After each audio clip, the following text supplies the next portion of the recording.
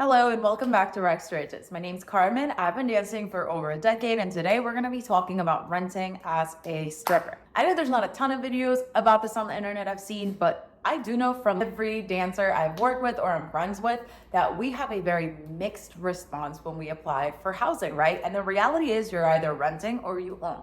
We're not going to be getting into buying a property today. That's a whole other much bigger tangle of thorns. If you are renting, there is a ton you can do to make your life easier, to find a landlord or rental company that's good fit, and to give yourself more opportunities to look good on an application so that hopefully you can get the place you want at the price you want. Don't worry, I'm going to include a ton of tips that will work regardless of how long you've been in the industry. And I also encourage you to throw down your own. So if you've been a dancer for a while and you have a tip that works, throw it down in the comments. Today I want to start from the very beginning because I just know that feeling of being 18, 19, thinking I'm making all this cash as a dancer and it's going to be so easy and the sky's the limit and I can live wherever I want. And then having that a realization that just because you have cash on hand does not mean that a landlord or a rental company is going to perceive you as ready for the responsibility of that unit or as someone they want to do business with. Let's assume you haven't rented before, or let's assume you have and you just want a bit more info on what landlords are looking for, okay? This starting place, short, quick, simple, is they want to know that you can pay the rent for the unit for the time of the lease and that when they get the unit back, it's going to be in the same or better condition than you got it in. That's a quick and easy, right? And if only we could show up and be like, hey, I crossed my heart, sorry to die, I'm gonna do that for you, don't worry about it. As we know, that's not really how the process works. Landlords use a couple of different factors. First off, they're gonna be looking at your rental history, right? So if you've lived at other places, they might call, they might email, they wanna know basically, how did you leave the unit? Did you pay your rent on time? Have you ever been evicted? Did you do anything to the unit or at the unit that would cause chaos, drama, or shenanigans for them as your next potential landlord? Next, they're gonna wanna know about how long-term responsible you are with paying people back. They wanna know if you've ever had a bankruptcy. They might wanna know if you have not been paying those credit card bills on time. And all of that goes into your credit report, which is one of the factors that, I've never had a landlord not look at that. Another one is gonna be your proof of income. So there's your credit, right? There's whether you pay things back, but there's also, can you pay for things right now? And this breaks down a couple different ways. I've had people ask for tax returns from previous years. They might ask for pay stubs, right? They might assume, oh, most people are 9 to 5, so we wanna see your biweekly pay stubs for X amount of time. And we're going to talk a little bit about how to do that at your club if you're a dancer. But for the most part, they're usually dealing with 9 to 5ers. They usually have a much easier way of proving income. For us, because so many dancers don't necessarily put all their money into bank accounts or don't necessarily file their tax returns on time, right? It can be a little bit more of an uphill climb. So we're going to get into that as well. And I would say the last big thing that they're going to look at is just an overall decision of whether you're a good fit for them or not. And what I mean by this, let's not make it sound pretty, is, hey, you're a stripper. Are they cool with that or not, right? It's a yes or no question. And for a lot of landlords, that is a no. I have been rejected from anything from housing to literally I've tried to hire people for a position that were I need a job. I want this job. And then when they heard, oh, you're a dancer, I'm good. I'm not gonna get paid for the job. So it's not you doing something wrong, right? If you deal with a landlord or a rental company that just straight up says, I'm not going to let you live here because you're a dancer, or maybe doesn't say it, but that was really the reason, don't feel alone. It happens to all of us. It happens in any direction. Think about it as, at least I'm not giving my money to somebody who is not gonna baseline respect me and what I do for a living, right? So with all that being said, let's think of those as the big 4 factors we're gonna worry about when setting up for a rental. And let's talk about how to maybe spruce those up, make those look pretty and shiny and nice when we're filling out a rental application. All right, let's get started with referrals. They're gonna be calling ahead. They wanna know about your rental history. How can you make the last landlord say nice things about you? Easiest way is just be a good renter. That means pay your rent on time. That means leave the apartment the way it was. That means make life easy for everybody. Couple ways you can help yourself do this. One, the easiest way to pay your rent on time is to auto pay. Set up a direct deposit with the account that your landlord wants you to pay into and just have it come out of your account every month. Why do I say this? Because we work nights. We don't deposit cash in regular spurts or regular hours. We might be busy or lose track of time or not be able to make it to the bank on X or Y or Z day. The more you can automate some of this stuff, right, so that at the first of the month, it's just always coming out at the same time, it gives you breathing room, and it makes it so you don't have to be getting those texts or phone calls from the landlord. They don't have to worry about, oh my gosh, it's the 6th, the 7th, and rent hasn't been paid on time. Of course, this is dependent on financial situation, right? If that's not a possibility or it doesn't make sense in your financial life, then take it with a grain of salt. By the way, if that doesn't work for you, another option can just be set a calendar alert. Hey, set 5 of them. Whatever is going to make you consistent with getting those payments on time. But it's just something that I found very helpful, because there's nothing more painful than, okay, you have the cash on hand, but you just straight up forgot, and now it's 5 days late and you're leaving a bad taste in your landlord's mouth.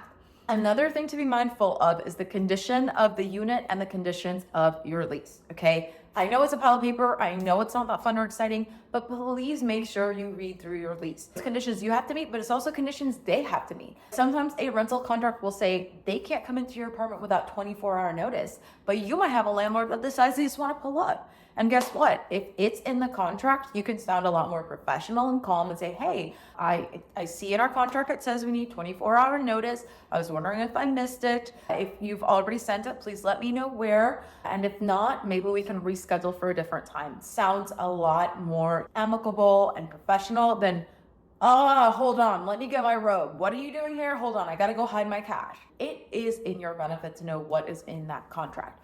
It also is gonna tell you things like how many changes and modifications you can make to a unit. And that's really important to have written down. Listen, it doesn't matter what the landlord says verbally. What's in that contract is, if you ever have to go to court about anything, what is going to hold up. So don't just be like, hey, can I paint all the walls and it's fine? And that's not good enough, okay? You gotta make sure in the contract it says that if you get written or verbal permission from them, that you are allowed to do so as long as you change it back. These things sound small, but it's this kind of minutia that can really affect a relationship with a landlord, especially when you're moving out. Because when you move out, they're going to be looking for all kinds of little things to charge you for, to take out of your security deposit. And the more you have written down, the more you have clear, the more you have communications through like email or text or anything where it's written out and you can see the information, the harder it's going to be for there to be confusion, miscommunication, or conflict. And that brings us to the last part of this, which is the condition that you leave your unit in when you move out. I know it can sometimes be easier to just be like, I'll eat the security deposit. But to me, I think the point is not the security deposit. Like, honestly, renting, half of the time, I feel like landlords are going to take it anyway. That's neither here nor there. It's frustrating. It's annoying. But the more you can get an apartment back to original condition, the better your chances are going to be to get your money back, and the better your chances are going to be to get a good referral for your next rental. How do we do this? Okay.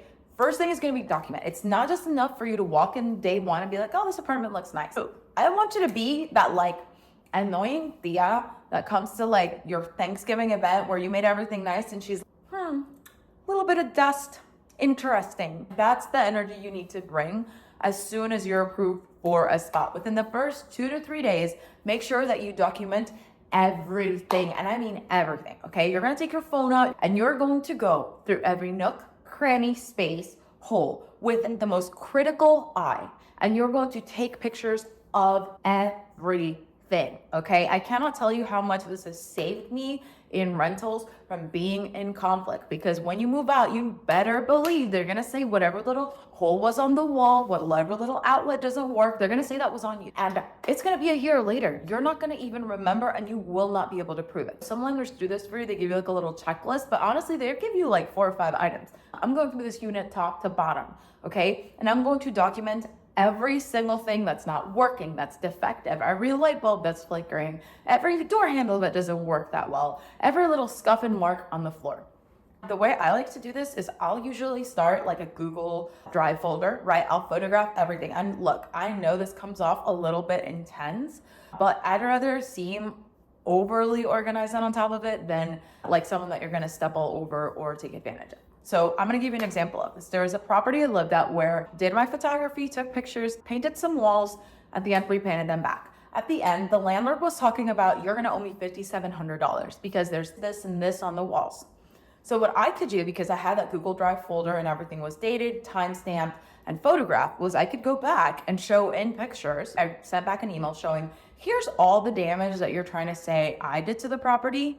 All of that was done before I moved in. And it was things I wouldn't have even spotted, but because every single wall and space was photographed, I could see it easily in pictures. And by the end of that whole conversation, it was like he was owing me money because he'd messed up my gym mats or something, right? They will get away with something if you don't have those records and those receipts. So start it off like they're like a shady ex-turn and walk back into your life. Make sure you have every single receipt, and it'll make your life a lot easier when you move out. That'll also help you get this apartment back in the condition you got it in. So it's not just so you can shade them, right? It's also so that if you did make modifications or changes, you know exactly what the expectation is going to be on the way out. Last thing on this is you don't just take pictures and document on the way in. On the way out, as you're moving out of a space, make sure that you're doing the same thing. So you're going to go through, you're going to take pictures, you're going to make sure that everything looks good. And you're going to upload those pictures into another folder in that same Google Drive. What I like to do is I'll especially if it's a landlord, if it's like a rental company and they really are on top of things, I know what I have to do to get things back. It's a little bit less of me, being very strict. But if it's a very casual affair and it's just, hey, I'm just going to let you rent my place, just realize landlords are real nice till it comes time to cut that check, okay? You never want to be caught not having proof, not having evidence, because it's going to create conflict and then they're going to be in the right. If you don't have proof, you can't be in the right with them. So on the way out, as soon as you're moved out, make sure that everything's out of the unit. Make sure you clean. I know it's extra time, it's extra steps, but trust me, it makes your life way easier in the long run. And then you are going to go and photograph everything in that space. You can shoot them a quick text. Thank you so much for everything. Had such a lovely time living here. Wish you the best. P.S. If you want to check out photos of the unit as I left, here's what it looks like.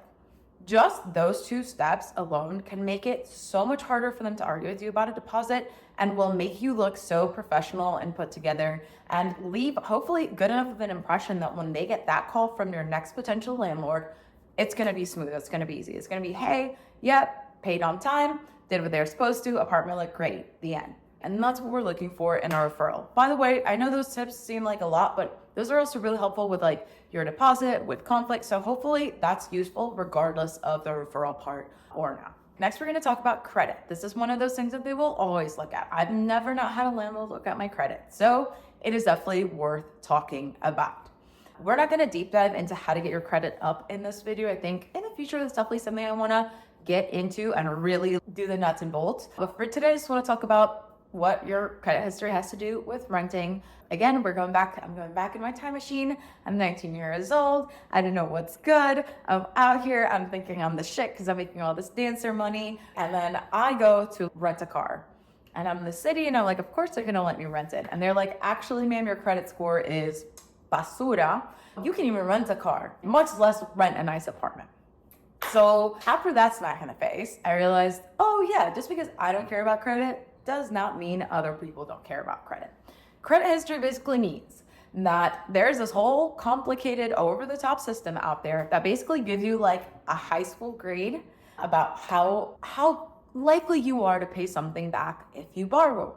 So usually this has to do with things like student loans, medical debt, credit card bills, any kind of like house bills that you're getting, anything like that sort of gets all put together into one big picture, which becomes your credit score.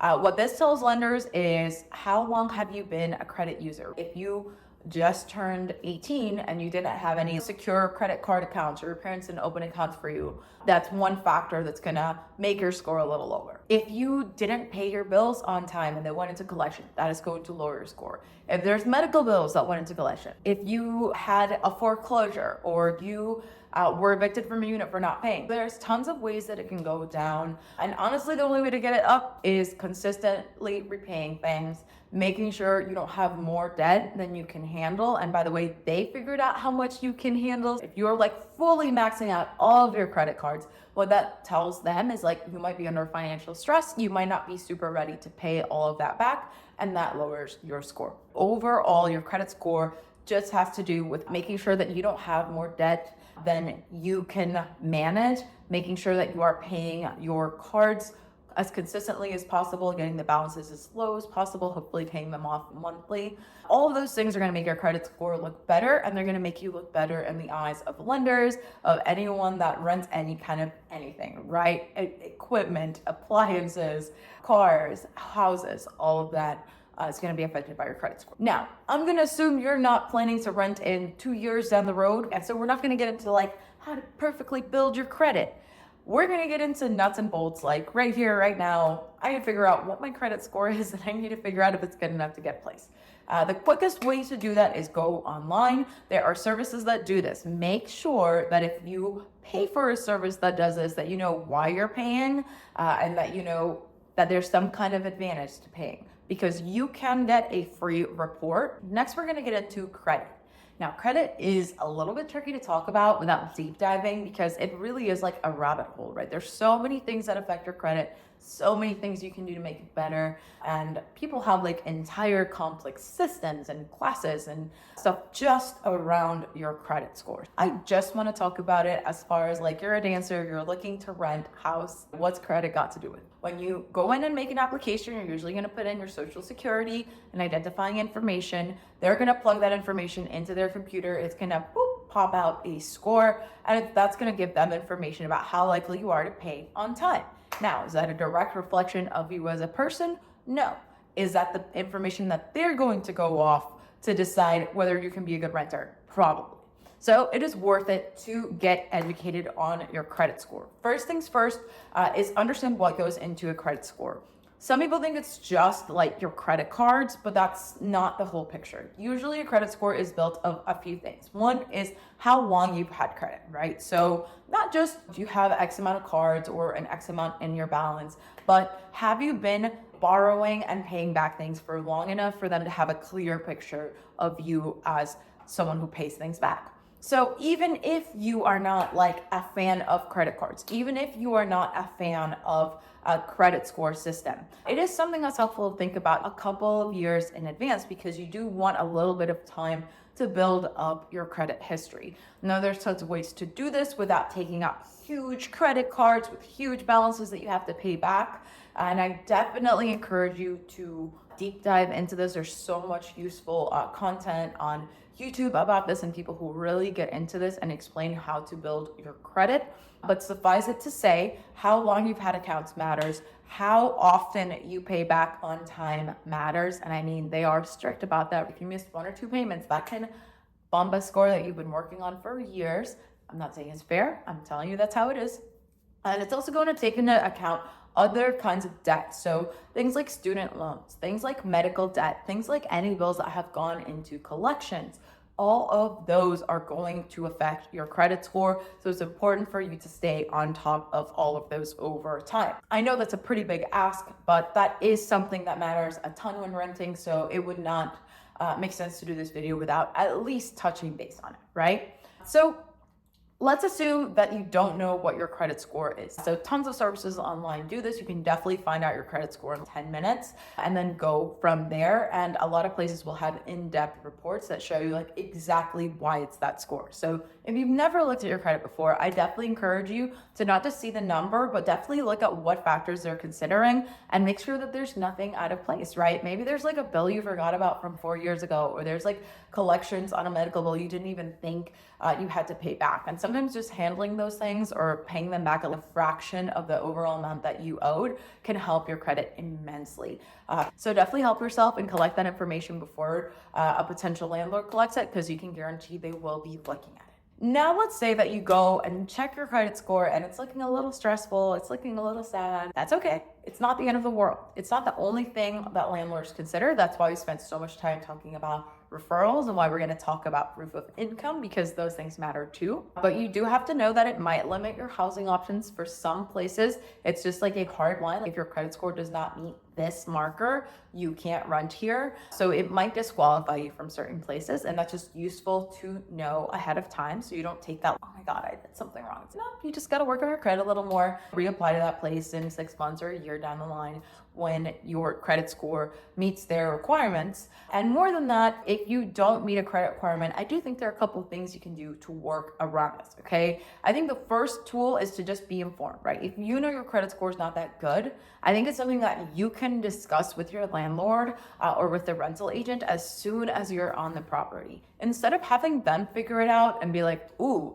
it can be helpful to be like, I work in this industry. I've only been in the workforce for this many years and I haven't had too many years to build my credit. So my credit score might not be the best, but I have great referrals and I have X amount of excess income sitting in a bank account that's just for paying my rent. Or, hey, my credit history has not been the best in the past, but it's something I'm actively working on. So I just want to let you know ahead of time. And if you could let the landlord know that I'm comfortable paying maybe 3 months ahead of time on rent, so they feel comfortable with moving forward, that's something that I'm open to, right? Whatever the situation might be, if you can explain that and you can put that there up front and then also give them a lot of other good reasons to want you to rent from them, that can make the situation a lot better. And it can a lot of times overcome that little like fear they might have if they see a credit score that is not so good. So the main juicy entree of our conversation is going to be proof of income, because this is what they all are going to want to see. I don't care if they are the most uncaring landlord. I don't care if they are the most in detail rental company. They all want to know how much you make and can you pay the rent on time. It's that simple. Or it could be that simple if we got pay stubs and we're 9-to-5ers and got W-2s. As dancers, a lot of times I've worked clubs where they don't even give you a 1099. They're just like, good luck, go and conquer. You'll figure it out with the IRS later. There's some clubs that give you 1099s. There's clubs that I'm a stock owner in, right? To get around all the employment stuff. Somehow I'm part of the company ownership, but there's really no proof of income attached to that. These clubs have a bajillion different ways to overcomplicate our employment situation, and none of those ways really show how much we make. So if we're going to be renting, we have to be able to show how much money we are bringing in. I'm going to give you a couple ways to do this. I'm going to start the easiest and work our way up to the more sort of advanced versions of this, okay? So go with whatever makes the most sense for you. Let's start at the sort of, we're 18, 19, we're just getting in the industry, we maybe don't have the most structured financial life, we're just trying to show that we can pay for this apartment, okay? A couple ways we can do that. One is going to be to have some bank accounts. I know it's not super fun, it can feel scary to put money into a bank. I'm not going to tell you to go put all your money in a bank. I'm not going to tell you what bank to use. You're an adult, you can make your own decisions. What I am going to tell you is, because a lot of times clubs do not give us pay stubs, do not give us any proof of what we are making, a lot of times the responsibility might fall on you. So if you are thinking ahead and you know I'm going to want to rent this nice place in a couple of months or a couple of years, it can help to just figure out how much is the rent going to be there and figure out maybe 3 to 4 times that amount and be putting that into your bank account consistently every month, so that when they do ask you for proof, at bare bones minimum, you can show, look, I make 4 times the amount of the rent every month and it always goes into this account, right? And let's say that you're making 20 or 30 times and you're not ready to be putting all that money into accounts yet. I'm not here to judge your financial choices. I'm just letting you know that if you're going to be renting, they're probably going to want to see some of that proof of income, and it can be extremely helpful if you can show, look, I can pay this rent and I can pay consistently and it's never going to be a problem for me. Just goes a long way. Another way that you can show proof of income is sometimes, not every club does this, but a lot of clubs have done this for me in the past, a proof of income letter. So what this would look like is going to the manager at your club and asking, hey, I'm looking to rent an apartment. I was wondering if you guys have a proof of income letter available for me. Some clubs will already have a pre-written one saying, this person's worked with us for this long, they average between this and this, right? Usually it's a generic amount, like they just have one letter that they give everybody that just gives a sort of average, and this is how much they bring in a month. Some landlords think this is enough of proof, others don't, which is why I say the accounts is to meet the bare bones minimum to show proof of income. But I am also going to want that proof of income letter if clubs are open to giving it to me. This is important, especially if you're younger and you're submitting an application. If you are submitting your statements, your bank statements, you do not have to show the full number, okay? It's called redacting. You can do it on any kind of PDF program like an Adobe Acrobat. You can also just do it by hand, right? You can print those bad boys out. Listen, you maybe leave the last four of the account number if that's what the landlord is asking for, but you feel free to cross out your full bank account number information, any identifying personal details you don't want out there, because you don't know how many people are going to be looking at those papers. And just as a word of caution, it never hurts to know that you can online digitally scrub out a ton of information that might not be pertinent to that, right? If you're submitting a bank statement, maybe they don't need to see all your purchases. They don't need to see every person that's sending you money. That's your business. They just need to see the totals. So that's an aside, but just helpful, because I've seen before just printed out statements and they stress me out. So you have your bank accounts, right? You're going to have your proof of income. Now let's talk about some of the more, we'll call them the heavy hitters of showing proof of income. Because for some places that's not enough, right? They're like, great, you got a little money going in.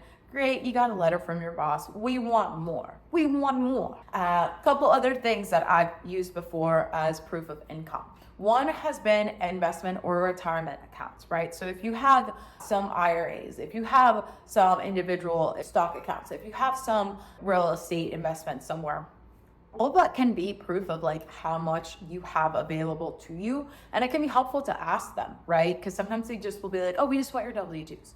So if you can say, like, hey, I don't have W-2s, but I have, X amount put away in long-term savings or X amount put away in investments that's available and accessible to me, would that qualify as proof of income? I've certainly had places that approve that because technically this money you can access to pay them whenever, right? Next one is going to be have your tax statements ready.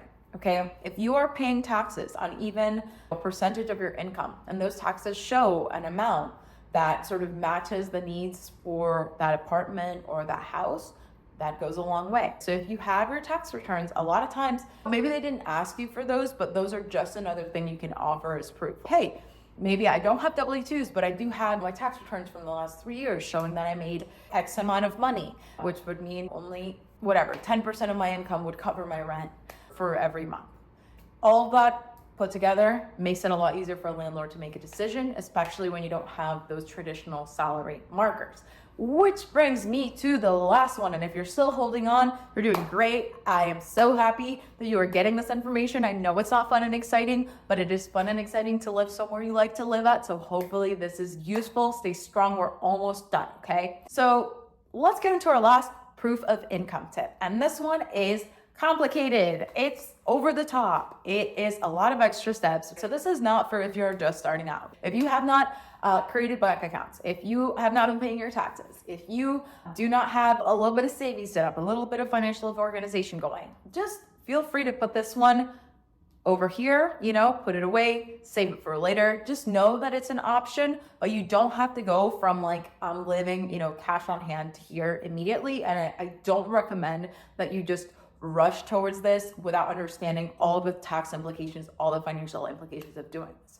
But another tool in your toolkit, right? If all these boxes are checked off and you're working with an accountant that can help you understand this, or you have a good grasp of your own financial management, is going to be to basically pay yourself, right? So a lot of times, especially if you're making a lot as a dancer, you're going to be basically getting into a tax bracket that gets a little bit dicey, gets a little bit stressful. And one of the tools we have available to us in those tax brackets is going to be basically starting your own business. And that business is going to make it easier for you to separate what's a business expense, right? Things that are tax deductible, and things that are personal expenses, right? Or things that are going to be coming out of your own personal bank accounts. Because starting a business has so many tax implications, because things as small as like checking one little box in a form can change how you're taxed, or how you process payroll, or how you deal with your deductibles. Do not recommend just going into this and guesstimating. Do not guesstimate this. I'm just putting this in this video because I do think it can be a useful tool, and it is technically a form of proof of income that can be helpful. But again, consult with a tax professional. Make sure you understand all the implications before you do something like this. And don't just do it because someone else on Instagram is doing it or they're making it look flashy. Because depending on your tax situation, your tax bracket, how much income you're bringing in, this may or may not make sense. All that said, all that huge sort of big warning lights. The last tool here we're going to talk about is basically paying yourself. So if you have a business, if you are rocking that LLC or that S Corp, and you are paying yourself out of that, what you can do is use a payroll company, especially if, let's say, you have a PA or you are paying different contractors as part of your business.